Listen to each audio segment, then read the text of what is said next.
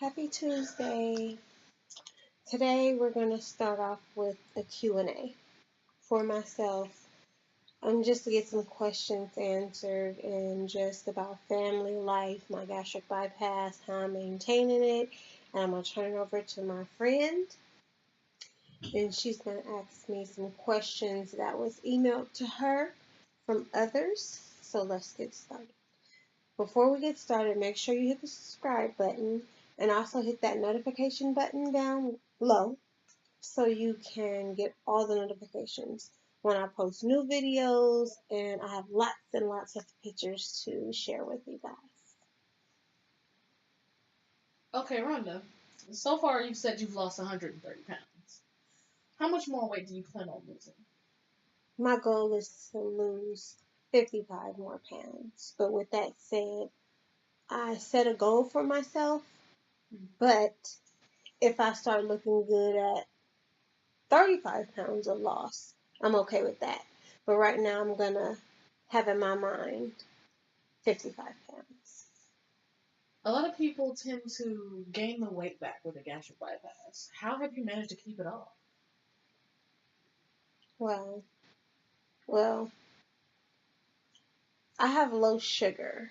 So I honestly feel like God put another restriction on me for having the gastric bypass.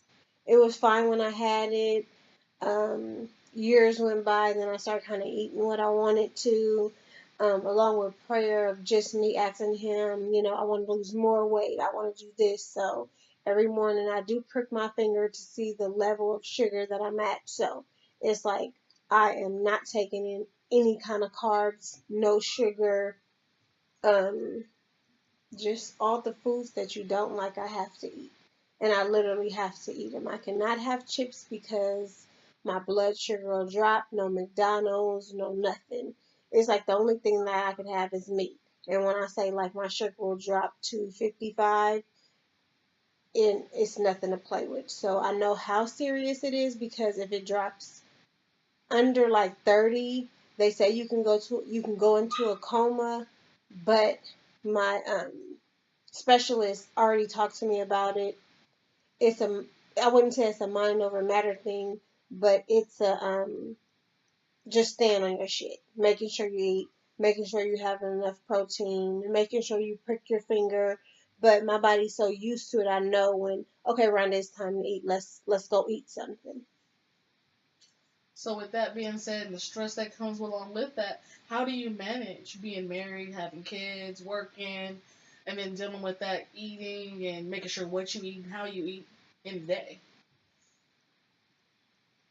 Well, far as like maintaining my family, they really know about what's going on. It's really not hard for me. My wife is very supportive. She's been supportive since day one. She started off being my best friend.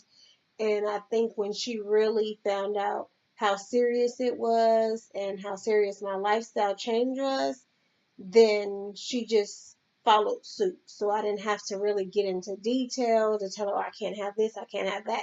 It's like now in the restaurant, she'll drink the soda before I taste it to make sure it's a diet Coke, not a regular Coke because regular Cokes have sugar in it.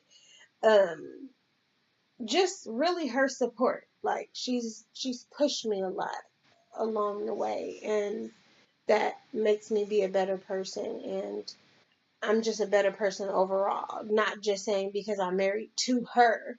I think I've grown. So when I got married to her, I was already in the process of figuring Rhonda out, wanting to know, okay, this is what I want in my life. I don't want this over here. I don't want to have to deal with this type of chick. I want this type of woman.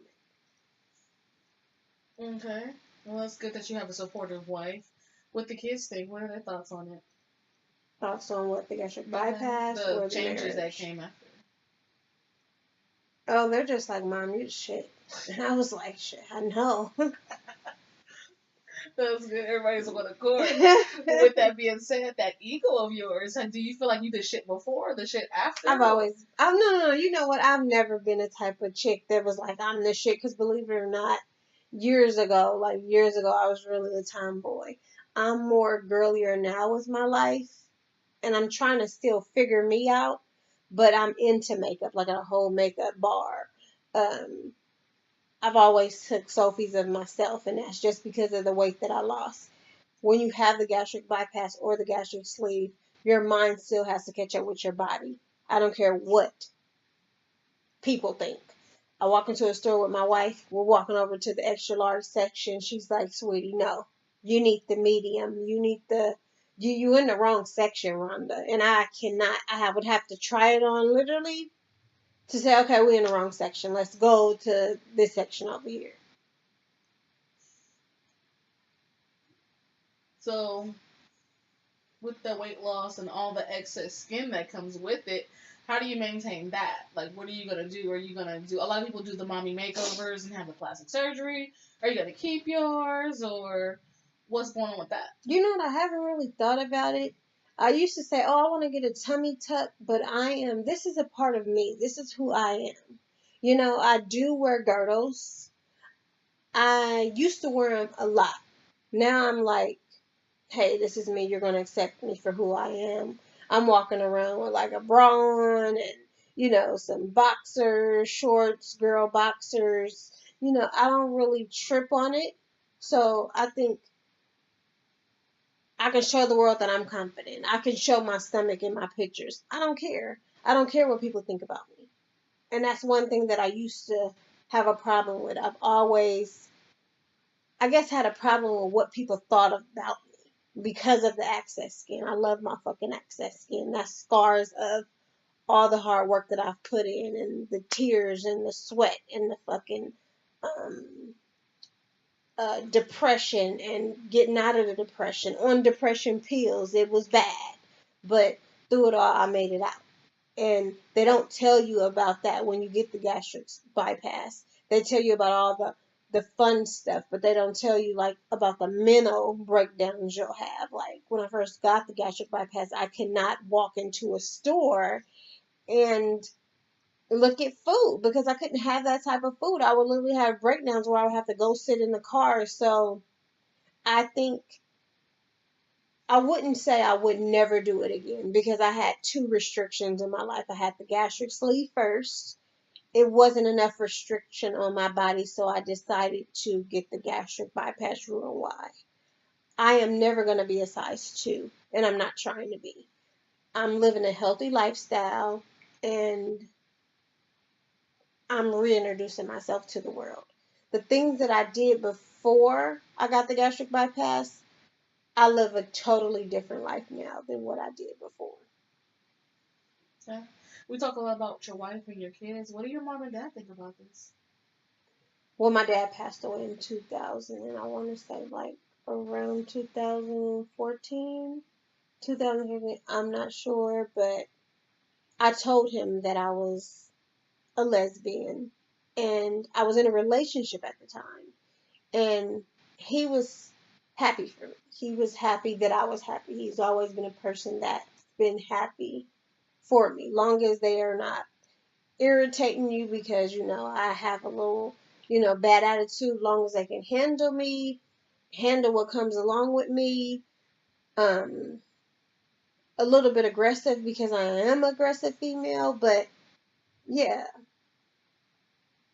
my dad was like the coolest fucking dad. So yeah, at that time I was in a relationship.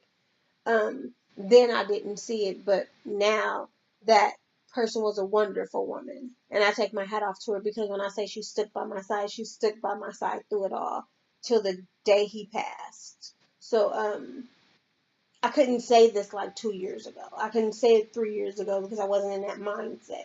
But today I'm in that mindset, and I've reached out to her and I've, told her thank you. Thank you for being there for me. Thank you for answering the phone when I was crying. Thank you for just being you because, God sends people in your life for a reason and for a season. And that season, I needed her. I needed her there with me. I learned a lot of things from her. That's really touching. Thank you for opening up to the people. We appreciate that. Don't cry on us now. Let's just Oh keep no, it happy. let's Just keep keep it it going. happy. Let's keep it going. I'm just getting started. Oh, we're super happy for you right now. We're super happy for your weight loss, your journey, your family, your mom and dad. Well, your mom and dad sure is watching out for you in heaven. Well, my The mom's alive. your mom's alive. My mom's alive. My mom is a comedian. Like, she needs to have a straight up YouTube video, like a reality show, just in her house. And it's just like, yeah, she is very funny. Like, my mom is very funny. She's still going through the loss of my dad. So she has my mom, she has my brothers there. My wife visits her more than I do. Um, they have a bond, I feel like, that can never be broken.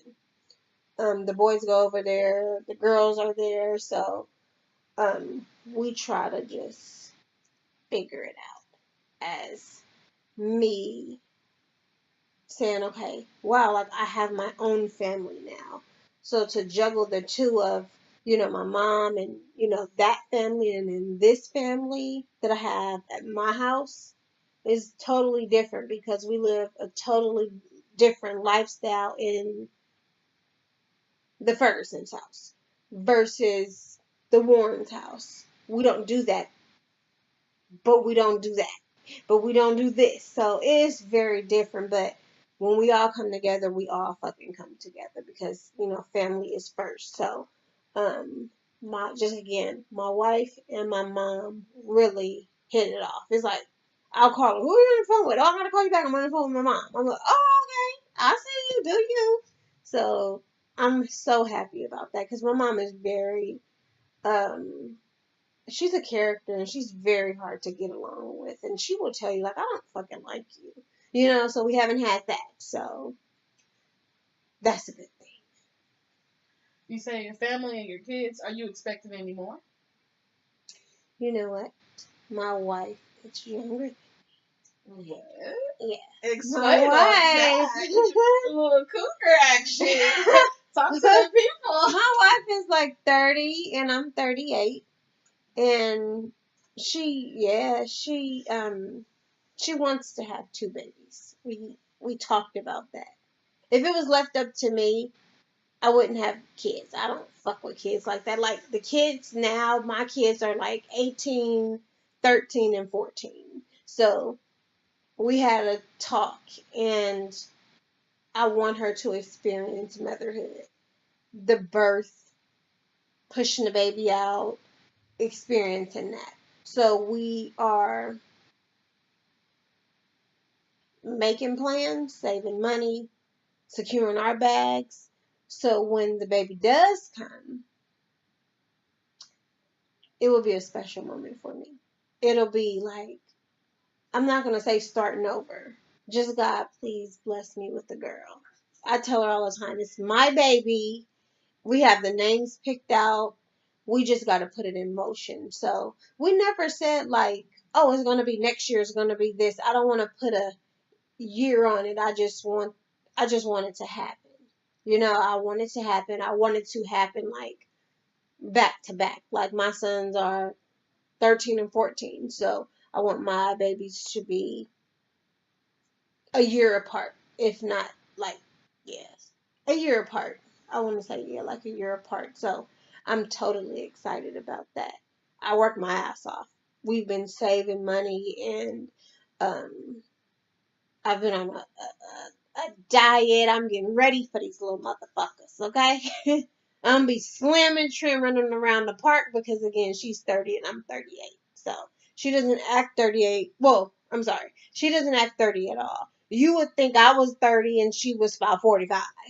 But I'm telling you, she's amazing. She's a very humble person. She's kind of like slowed me down and just allowed me to know that, Rhonda, everything's not a fight. We pray together.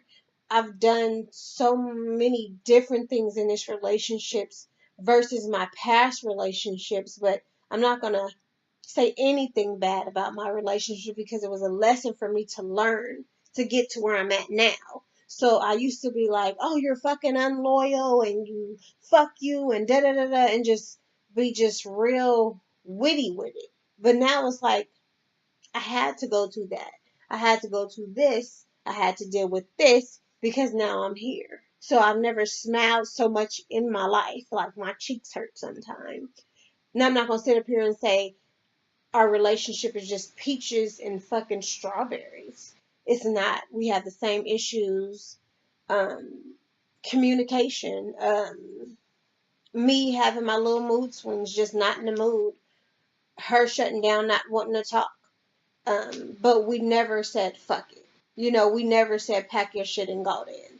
It's like she'll just smoothly grab her pillow and go downstairs. Couple hours later, she's back up here. So it's a different type of relationship that I'm in. My kid's father, they get along together. We don't have too many issues out of him because it's just mainly us taking care of the kids, dealing with the kids. And he's here and he respects her, she respects him, whether they speak or not. Everybody gets along. You have to get along for your kids. And that's what we do. And it's not about her, it's not about me. It's about my kids at the end of the day. So does your wife take the kids as her own? Or is it more, do you see the notice, oh, that's stepmom? No, they call her mom. They call her mom. They've been calling her mom for a while. Yeah, that's like a story in its own. Like I want to say she interacts more than I do because we have this thing where um, she wants to pick him up from school. The youngest one will not let anybody else pick him up from school. I want her to pick me up from school. Of course, she spoils him. They go to lunch, they eat, they hang out, they chill. They buy clothes together, they match clothes together. Um, she deals with each of them in different ways because each of them has a different personality. So you can't deal with all three of them the same way. It's not possible. You're not going to do it. So when I first met her, I had to sit back and see how she moved and grooved. And just like I said, she came in like, so I'm like, oh shit, let me just be cool and chill. Let me do me now. Let me, relax and take a breather, and I don't gotta worry about shit, and the kids is alive and, throughout the day, like she'll send me pictures if they're hanging together or just her and my daughter going to get their nails done. I don't get my nails done often, but that's something that her and my daughter does. Like they go get their nails done, me and her, we have our days. So she has her days where she deals with each individual kid in a different way because they're not the same. You have like a quiet one, my daughter is just outgoing, likes to talk, but kind of in her shell too. You have Tyler, just like Tyler. Ooh, Tyler. God bless you. Good night on that one. Tyler keeps us up. Tyler, yeah. Yeah. Oh, that's really good. That's really good. So, do you feel that your family has blended well? And how is it dealing with the Breakfast Club family?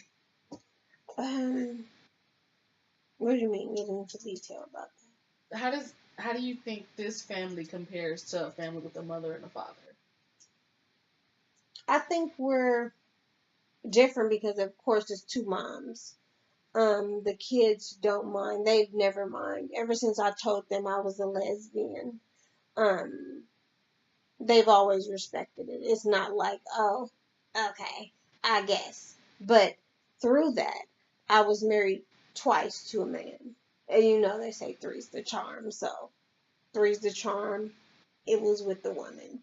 Me and, my two ex-husbands. One is my kid's father of the three kids that I have. And one is just a person that I fell in love with. We still keep in contact with each other. We still talk every now and then, but I set rules to it because at the same time I'm married to her now. In my life, I said if I ever was to get married, I'm not talking to anybody. I'm like cutting a lot of people off, not in a bad way, just because I want to respect my relationship. And that's what's been happening. And he wished me well. You know,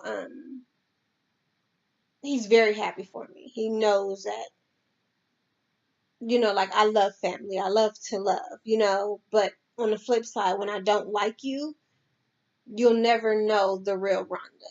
You'll get bits and pieces of who I am. But if you were to sit down with somebody and talk about me, it would be like, oh, I didn't know she did that. Oh, that's not the Rhonda that I know. So you guys, it would seem like you're talking about two different Rhondas, because I'm going to give this person that, and I'm just going to give you a little bit of that because I don't really fuck with you like that, because loyalty means everything to me. But I'm going to give you my all. So I might do this with that person and I might not do that with that person. So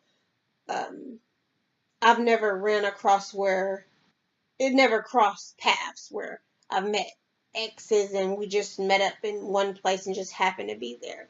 If so, and if that happens, my wife is so on a mature level, it's like, okay, that's your ex. It is what it is. She's so confident within her shit. And that's why I love her so much. She's a very confident person. And when I say she acts like 40, she does not have time for the bullshit. She will tell you straight up, I'm not going to do this. No, this is not what it's going to be. And for the first time in my life, I'm really submissive to her, I could say. My smart mouth is not going to go away. That's just who the fuck I am. But has it calmed down? Most definitely, because I love her so much, I'm willing to sacrifice that. So, yeah, my mouth is kind of, tamed a little bit, I should say. I can say like, hey, babe, what do you want to eat? What do you and the kids want for dinner? Or are we eating out? Or, just I need a hug. Or I've never been an affectionate person. The Rhonda today, being married, being a wife, I'm very affectionate with her. So I don't care what people think of how a person looks, how a person acts. At the end of the day, she does not have what you have and you don't have what she has. And love is love. And I figured that out. I've never, ever in my life felt love the way I feel it now. If you ask me today, like, Rhonda, what is love to you? What does love feel like to you? I can honestly tell you. A year ago, I couldn't tell you that because it was just, oh, I love you too. Now it's like, I can think about her and just, oh my God, I love her. I miss her. I want to get home to her. Like, it's just when we started off as friends, and that was a year ago. When I say we have been together, not together, but every day since a year ago, we've never not talked. Like we've been together every single day, not tired of each other. I get tired of bitches. You know what I'm saying? I do. I can't fuck with him like that. But this particular one has been in my life. I don't care if she's just coming because she has a key. She had a key from, she did just had a key. It's a whole nother story. But she had a key. You can come in as you please. She didn't even know that I had a crush on her. Again, that's a whole nother YouTube topic. So we started off as best friends and we are still best friends. And I get it. You have to have a best friend. You have to date. You have to be friends. And that's something that I never did or gave effort to them in relationships that I've been in. Like I would let her see me comb my hair. Other like chicks I've been with, okay, come pick me up in like 2 hours. I need to do my fucking hair. It's like, hey babe, cut this weave out. Or, I'm gonna need some help. Or pop this bump. Oh, I just farted. My bad. Oops. You know, it's just like, it's just raw and uncut. You know, it's my wife. I can do what the fuck I want. Well, not technically, but yeah. Thank you so much for your time today. We appreciate you opening up to us, raw and uncut. Hmm. All right. So we will be back with We another sure topic will. because we definitely want to know how you just getting people keys so they can get in your house and everything, crushes and things. We got to talk about Yeah, that. the whole story and stuff. All right. Okay, well, thank you for taking the time out to interview me.